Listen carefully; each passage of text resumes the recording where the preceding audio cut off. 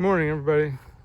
I'm in a job here and sharing some information with you as to what seems to foul me up all the time.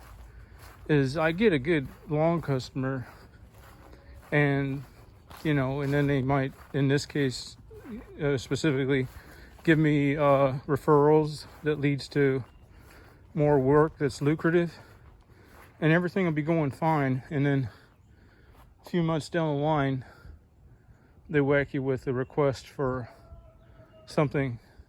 In this case it was tree trimming, which I don't specialize in. It only takes 2 or 3 of these branches to fill up a little 12-foot dump trailer like mine. With the high sides, it's a bear to lump it over, and then when you get it stacked up too high, you can't just pull it down with a strap because it'll fall over, and you need a chipper and you need all this other stuff to do tree work proficiently.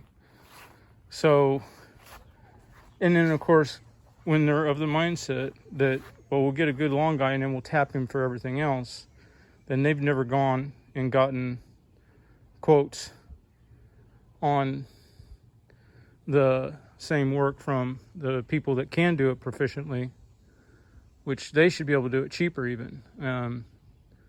So then when you try to give them a quote, then you offend them, and then they're like, you've gone from a position of being a good, in their eyes, a good worker and everything, to now you're a bad guy because the quote was too high, or they think it was too high. But here's a case where I could have gone and made 10 times the money on lawns and built up my business in what I like to do is lawns. And instead I'm dragging brush and hauling. It looks like it's going to end up being 4 loads out of here. So I trimmed all this. All this was growed up by the fence. It was growed clear over the shed. What I still have to do, and what she wanted too, was this giant bamboo to cut a third of it back. And that's going to have to go on another bill completely, because there's no way. See, because you'd cut the bottom and I guess it hangs up in there, and then you got to draw it out from the bottom. She wants the whole sticks to be saved out. So yeah, I cut all the way around the shed, trimmed it as high as I can get. And then this tree's got to be pretty much sliced across the line here, because she doesn't want that overhanging and eventually getting into that shed and everything. And then I removed all the shrubs all along here and across the front.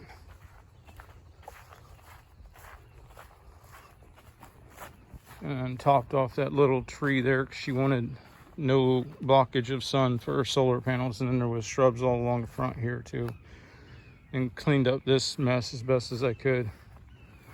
So, been here almost 2 days. And I'm telling you, I don't know how you guys handle this, but from now on I think I'm just going to tell people. And I've said this before. I said this before 100 times, and here I go again. But I need to just tell people, hey, I'm lawns only, But there again, everybody that does that knows that the tree guy coming in is going to say, well, we do lawn work too, and, you take a chance. But you can't be specialized in tree care and go out and bid lawn work efficiently, because to be specialized in tree care, you got multiple, many man crew, many trucks. What are you supposed to do? Stand down all that equipment while you go cut grass and lay your employees off while you go mow lawns? And it goes in the inverse as well. If you're specialized in lawns, how do you ramp up to be capable of doing this efficiently? And right now it's not off season yet, so I'm actually still getting new customer calls. I got 4 last week where other businesses have fallen off, and I don't want to take a chance of losing any of that growth at all in the business that I want to be in to sit here and do this stuff. So I'm going to finish this up hopefully today, maybe tomorrow, and I got to go do lawns today and try to get caught back up on that, but there's only so much of this you can handle. I mean, this is tree work, is you're trading your body for money, and I don't see that with lawns. Now, I'm 51, but I may change my mind later down the line, but to me, I don't see where lawn work takes anything out of you physically. But climbing, twisting, the risk of falling, dragging limbs, I don't care who you are. I would think that would be, you only got so much of that. You know what I mean? I would think. All right, I'm gonna get back to it. We'll catch you later. So I got this almost loaded up. There's not much in there. I've complained about it before. If you don't have a chipper, you're wasting your time. You can nearly put as much on the flatbed, and then when you cinch it down, it's compressing it all the way. When you cinch that down, it's only compressing that top half, and still in the bottom of the trailer is going to be loose fill. You ain't got nothing. There's no load there. A lot of work though, trying to toss it up on there and get it to stick long enough for the straps to go on and stuff. Dragging it 300 feet.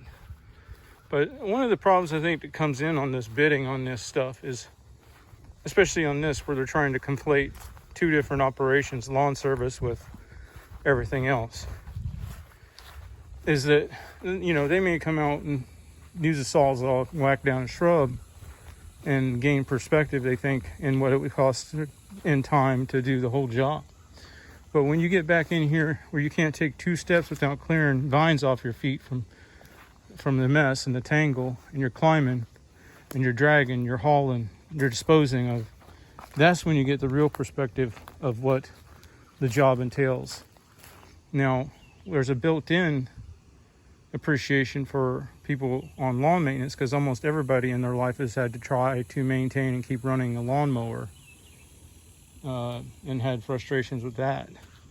So now that's changing with the electric stuff, but I still like the lawn service better. I can go out in half a day, make more than what I'm making in 3 days of backbreaking work here. But like I said, I got, compelled to do it because it was a customer. But one way or another, this is not going to happen again, because this is, I can't tell you how many times I've been in this situation. I absolutely hate doing this stuff. If you've seen any of my old videos, this is nothing new. Every time I end up doing this, day 1 might be okay. Day 2, I'm ready to double the bid. And day 3, I'm like, I never want to do this kind of stuff again. So, all right, I'm going to go on to lawns, and then I'll have to come back and finish this tonight or tomorrow. But one way or another, it's going to be finished, because I'm not coming back for a 4th day. All right, have a good one. Good afternoon. So I'm back on lawns, thank God. And one thing I wanted to show you is this is what the Stihl chainsaw is made for. You know, look at this branch. See that? You know, so yeah, limb loppers could do it, but